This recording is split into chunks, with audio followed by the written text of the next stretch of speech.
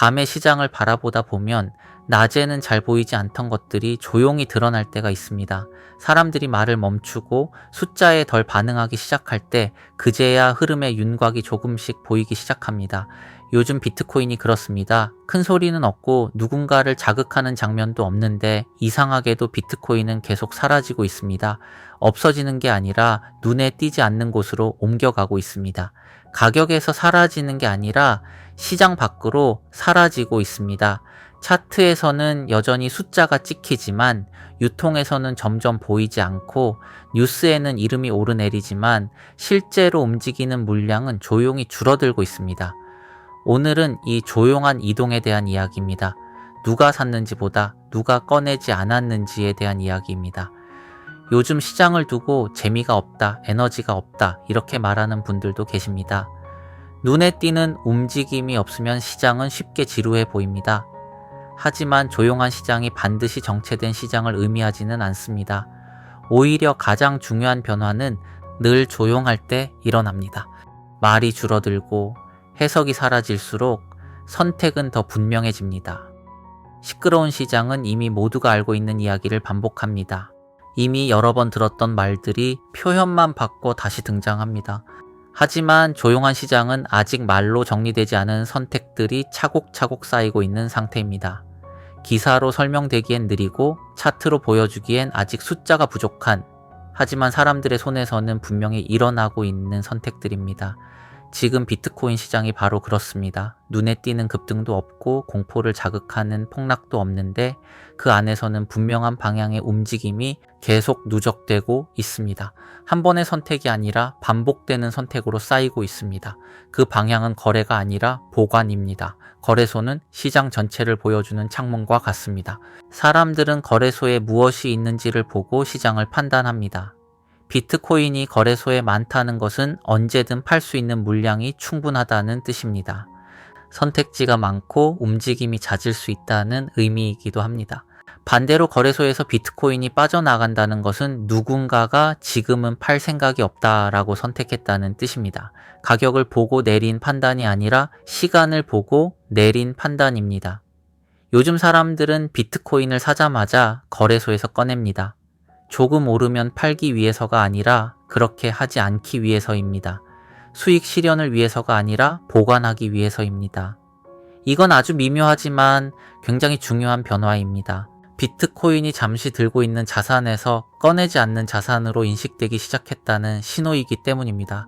사람들은 언제 자산을 시장에 내놓을까요?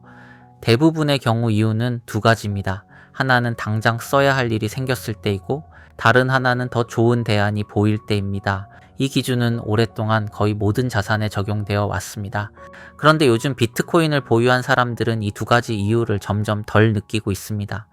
비트코인은 생활비와 분리된 자산이 되었고 지금 써야 할 돈이 아니라 지금 쓰지 않기로 한 자산이 되었습니다.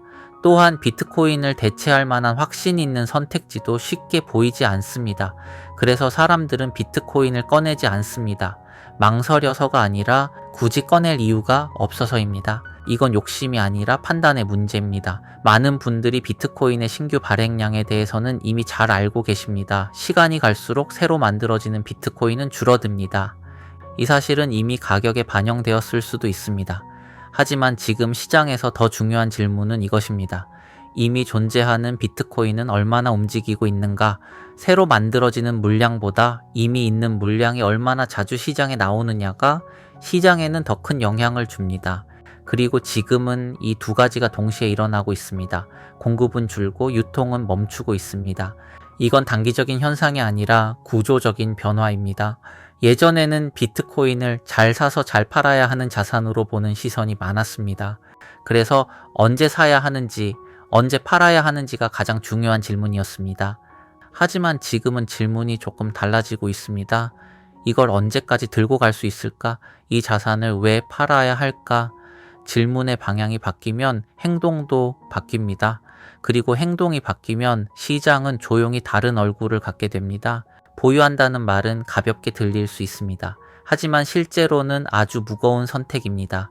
보유란 아무것도 하지 않는 선택이 아니라 수많은 선택을 하지 않기로 하는 결정이기 때문입니다. 그래서 진짜 보유자는 많지 않습니다. 지금 비트코인을 들고 있는 사람들 중 상당수는 이미 이 무게를 받아들인 사람들입니다. 그래서 그들은 조급해하지 않습니다. 비트코인은 공부를 요구하고 이해를 요구하고 무엇보다 시간을 요구합니다. 짧은 시간 안에 결론을 내리려는 사람에게 비트코인은 불편한 자산입니다. 하지만 시간을 들일 준비가 된 사람에게는 다른 모습을 보여줍니다. 가격이 아니라 구조가 보이기 시작합니다. 그리고 구조가 보이면 굳이 움직일 이유가 줄어듭니다. 조용한 축적에는 공통된 특징이 있습니다. 뉴스에 잘 나오지 않고 차트에 즉각적으로 반영되지 않으며 사람들의 감정을 크게 흔들지 않습니다. 하지만 시간이 지나면 그 결과만큼은 분명하게 드러납니다. 지금 비트코인이 바로 이 단계에 있습니다. 시장은 숫자보다 태도를 더 오래 기억합니다. 누가 급하게 들어왔다가 급하게 나갔는지, 누가 조용히 남아 있었는지 그 차이는 시간이 지나면 명확해집니다. 지금 비트코인을 시장 밖으로 옮기고 있는 사람들은 하나의 태도를 공유하고 있습니다. 지금은 팔 이유가 없다. 시장에 자주 나오는 자산은 가격이 됩니다. 하지만 시장에서 사라지는 자산은 기준이 됩니다. 사람들은 기준을 쉽게 팔지 않습니다. 그래서 비트코인은 점점 얼마냐의 대상이 아니라 어디에 두느냐의 대상이 되고 있습니다. 오늘은 비트코인이 오를지 내릴지에 대해 이야기하지 않았습니다. 대신 이미 벌어지고 있는 변화, 이미 선택된 방향에 대해 이야기했습니다. 비트코인은 조용히 시장 밖으로 이동하고 있습니다. 사람들의 지갑으로, 사람들의 시간 속으로, 각자의 기준 안으로 옮겨가고 있습니다. 그래서 요즘 비트코인은 눈에 띄지 않아도 계속 사라지고 있습니다. 오늘 이 기록은 그 사라짐을 붙잡기 위한 노트입니다.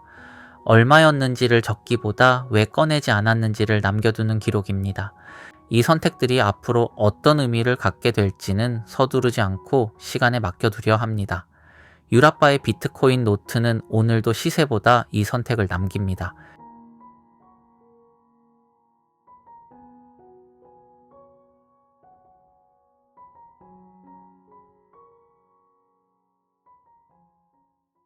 오늘도 이 기록을 함께 해주셔서 감사합니다. 빠른 판단보다 흔들리지 않는 기준을 남기기 위해 이 노트를 이어갑니다. 오늘도 시세보다 생각을 남깁니다. 아빠의 시선으로 기록하는 유라빠의 비트코인 노트. 다음 기록에서도 함께 해주시면 감사하겠습니다.